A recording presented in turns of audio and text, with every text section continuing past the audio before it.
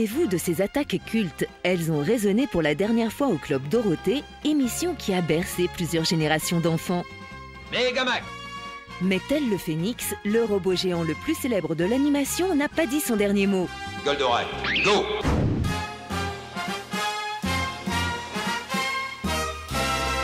Pour nous accompagner tout le long d'Actu Manga Goldorak, la remasterisation, nous avons fait appel à une pléiade de spécialistes, la Goldo Team. Chacun possédant des pouvoirs et capacités uniques. Les experts Goldorak vont tout vous dire.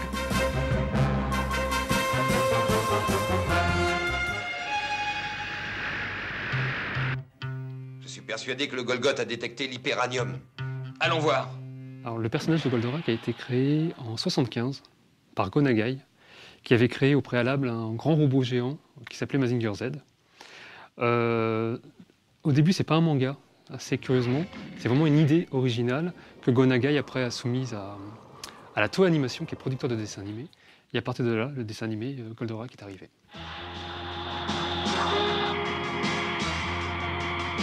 Qu'est-ce que ça donne? Ça va, continue comme ça, on approche. Goldorak a été importé pour une raison un peu curieuse. C'est tout simplement parce qu'il y avait moins de bobines que pour les autres séries proposées à ce moment-là. Et puis pour l'avion, c'était beaucoup moins cher pour le transport. Pendant un an, l'importateur français du dessin animé Goldorak a frappé à toutes les portes pour essayer de vendre ce dessin animé. Personne n'en voulait. Et donc Antenne 2 l'avait accepté, mais c'était resté dans les cartons.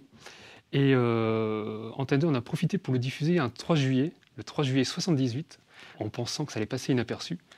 Et finalement, ça a eu un grand succès en France, et ça a été le succès qu'on connaît maintenant, et c'était le début de l'arrivée en masse du dessin animé japonais en France. Avec l'arrêt de Goldorak au Club Dorothée, la série disparaît du paysage audiovisuel français et les fans ne cessent de demander son grand retour à la télévision et en DVD. J'ai une question à vous poser pour annoncer le prochain rendez-vous du Club Dorothée. Si je vous dis qui est le plus grand, vous me répondez? Non, vous savez qui c'est? Qui est le plus beau? Vous savez qui c'est? Qui est le plus fort? Vous savez qui c'est? Je sais, c'est moi. Ils ont répondu tout seuls. Mais non, le plus beau, le plus grand, le plus fort, c'est... En effet, Goldorak!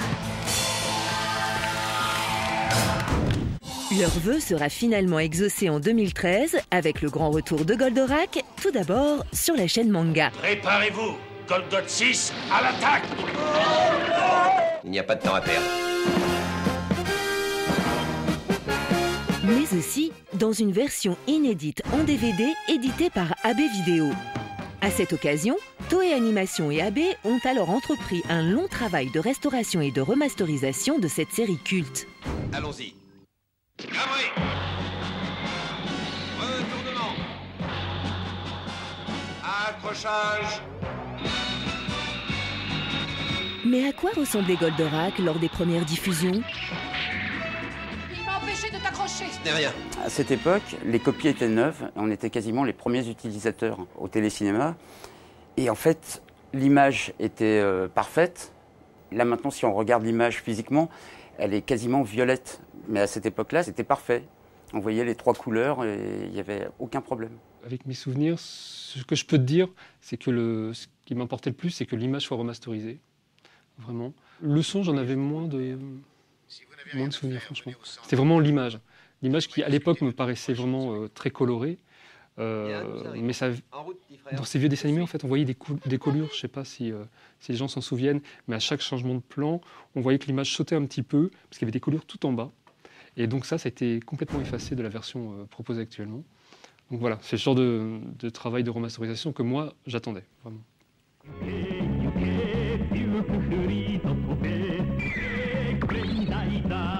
Et justement, plongeons au cœur de cette remasterisation de Goldorak. Quelles ont été les étapes, les difficultés de la restauration de l'image et du son? Vous saurez tout sur le renouveau de cette série d'anthologie.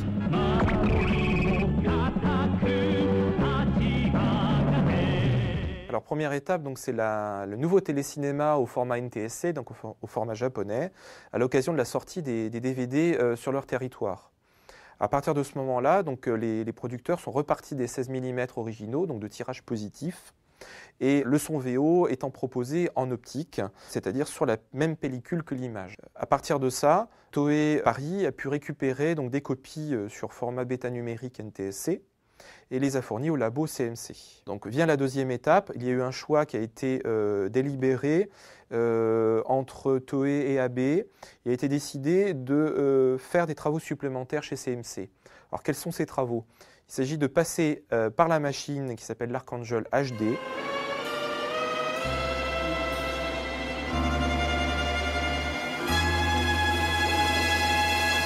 C'est donc un outil de travail qui permet de faire la restauration des programmes.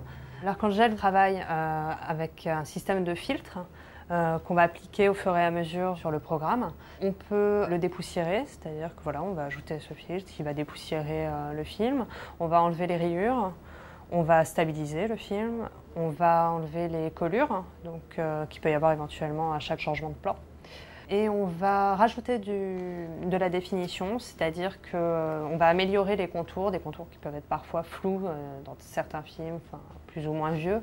Voilà, ce qui va permettre de donner un peu de relief à l'image. On va enlever le bruit aussi, donc tous les grains en fait, qu'on peut voir quand on regarde une image, c'est-à-dire que c'est une texture spéciale qu'il y a en arrière-plan. Et avec ce filtre, on va pouvoir aplanir un petit peu ce bruit, donc ce qui va donner une visu un peu plus agréable à l'œil pour les téléspectateurs. À gauche, on a l'écran qui correspond à l'image avant restauration. Ici, j'ai un écran, donc ce qu'on appelle un écran splitté, c'est-à-dire un écran partagé. Donc à gauche, on a l'image qui est non restaurée et à droite, on a l'image restaurée. Ici, c'est donc le logiciel qui permet d'activer ou de désactiver les filtres dont on a parlé tout à l'heure. Ici, l'écran à tube, donc, qui va nous permettre de voir des défauts qu'on ne peut pas avoir sur les nouveaux écrans. On va avoir une image plus fidèle, ce qui va nous permettre de pouvoir corriger au mieux les défauts et d'avoir la restauration la meilleure.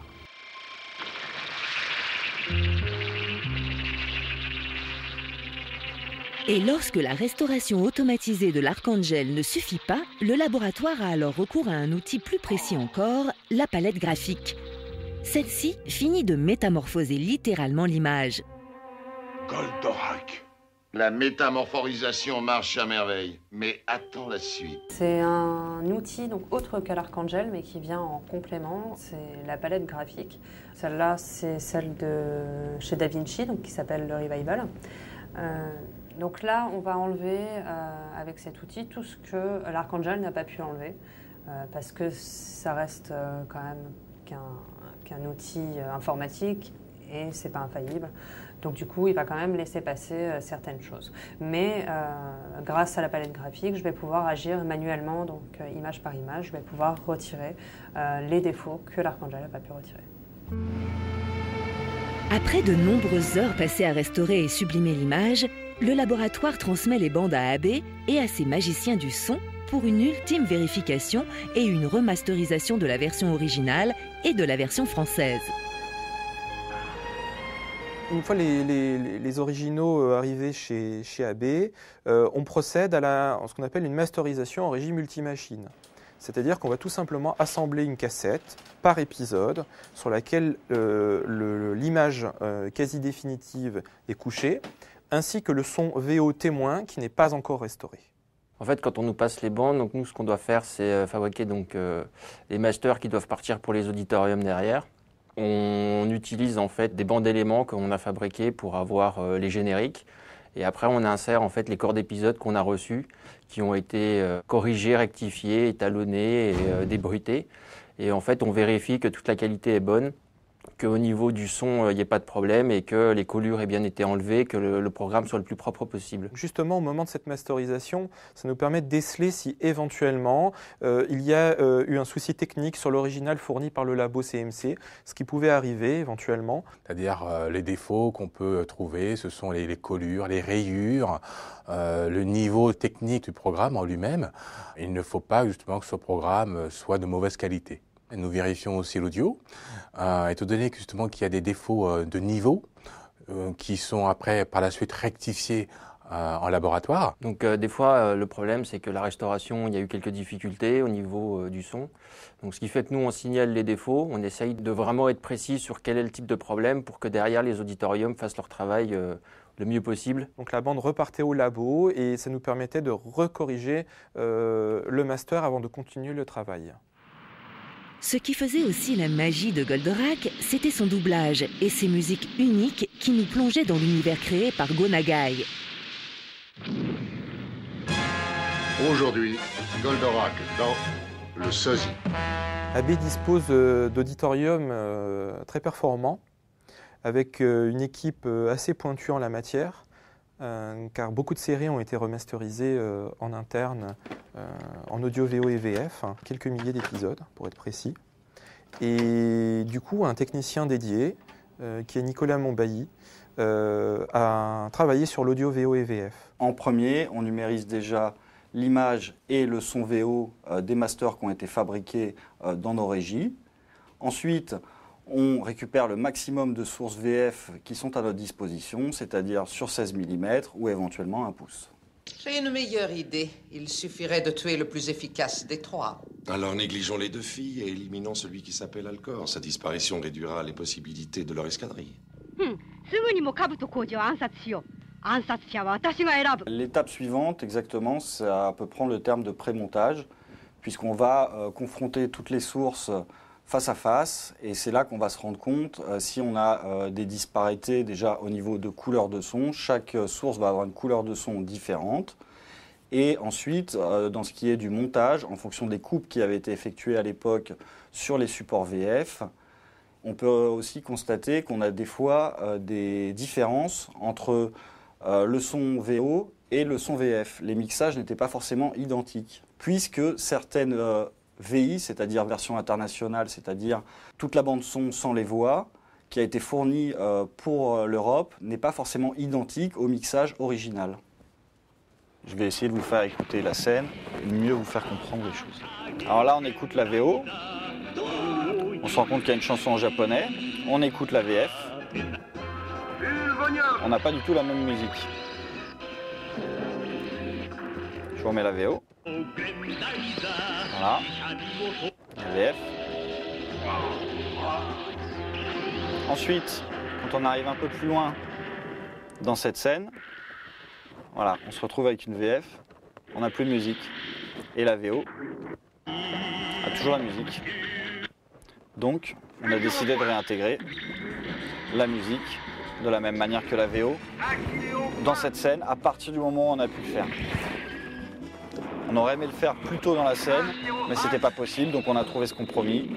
Donc voilà, en calant cette musique, qui permet de garder un peu d'intensité à l'action. Sinon, c'était vraiment incohérent par rapport à la plupart des autres épisodes.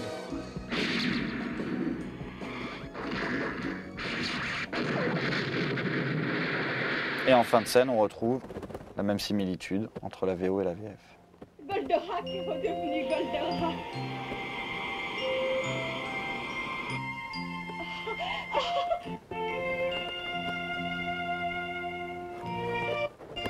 Et là, on se rend bien compte de la différence de couleur de son entre la VO et la VF.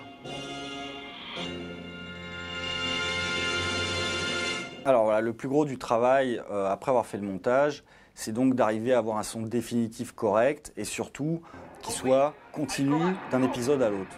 On essaye d'avoir une couleur de son générale pour toute la série, ce qui est vraiment pas facile puisque les sources étant toutes différentes, éventuellement peut-être à l'époque mixées par différentes personnes.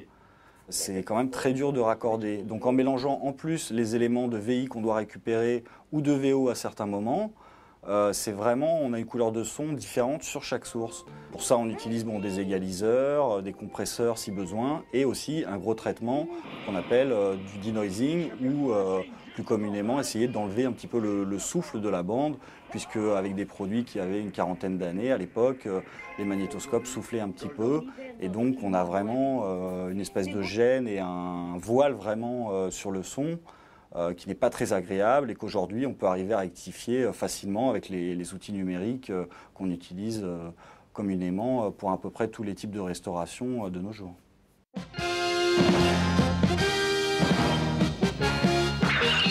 Cette remasterisation ne s'est pas contentée seulement de remettre au goût du jour la version française de l'époque. La version qu'on avait avant en France de 78 à 97, en fait, c'était une version un peu tronquée.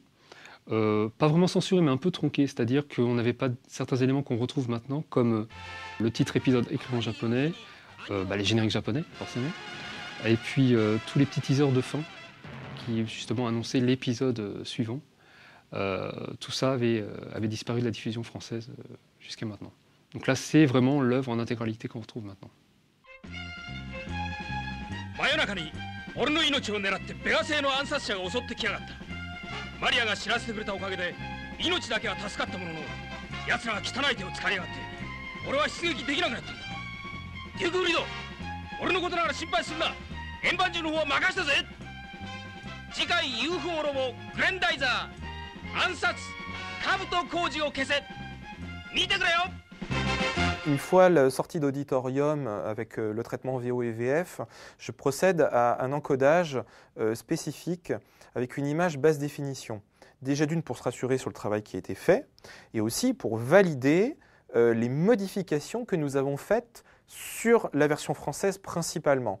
La VO donc n'étant modifiée qu'au niveau des génériques. Après validation de Toei, nous pouvons envoyer les masters au service visionnage. Alors, deux visionneurs différents vont regarder l'épisode une fois avec l'audio VO et une fois avec l'audio VF. Et ces deux fiches techniques finales nous permettent de recroiser les informations. Dernière étape avant l'envoi au labo DVD qui fait l'encodage et l'authoring des DVD, on réalise des copies de sécurité du master final de manière à sécuriser notre travail qui a demandé beaucoup d'heures sur chacun des épisodes. Je travaillerai toute la nuit s'il le faut. Et après tout, l'important, c'est de participer, comme disait, quelqu'un l'a dit, On espère que tout le travail fourni par les équipes d'AB permettra aux plus jeunes de découvrir Goldorak et aux parents de redécouvrir les aventures du prince de Fort. Je prendrai celui-là. Ça ramène un petit peu dans son enfance, hein, puisque moi j'ai vraiment des souvenirs, c'était typiquement mon époque, et puis c'est vrai que ça fait bizarre, on essaye de se remémorer ses souvenirs, on se demande à quelle occasion regarder ça, est-ce que c'était en famille ou avec son frère, ou... donc ouais, c'est assez touchant et c'est assez sympa donc de finalement retrouver voilà, des choses qu'on avait complètement oubliées.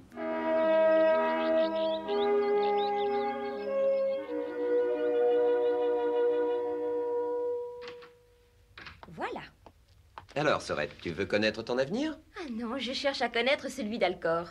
Je n'ai qu'une confiance très limitée dans les dons de tireuse de cartes de ta sœur. Oh, tu peux raconter ce que tu veux, crois-le ou ne le crois pas, mais je dis toujours la vérité. C'est une série feuilletonnante, passionnante, pour qui aime un petit peu ce qu'on appelle les mechas, les robots. C'est une série garçon qui a plu aux filles, après tout. Et puis, c'est juste au retour des choses de l'avoir dans une édition digne de ce nom. Et j'étais assez heureux, à vrai dire. C'est même une belle petite revanche, je dois dire, de travailler sur cette série, car ça fait des années que je souhaitais une édition vraiment remasterisée. Et je crois qu'on était au bout de ce qu'il était possible de faire sur le programme avec le matériel que nous avons retrouvé. Nous remercions la Goldo Team de nous avoir expliqué l'ensemble des étapes et techniques utilisées pour cette remasterisation.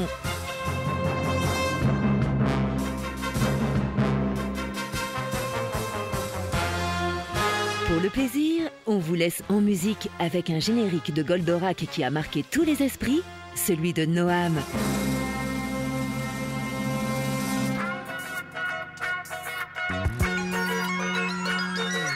Il traverse tout l'univers aussi vite que la lumière. Qui est-il? D'où vient-il? Formidable robot des temps nouveaux. Il jaillit du fond de la mer, il bondit jusqu'à Jupiter. Qui est-il? D'où vient-il? Ce terrible géant des nouveaux temps. C'est Goldorak le grand Goldorak. Il est né d'une galaxie aux frontières d'une autre vie. Qui est-il?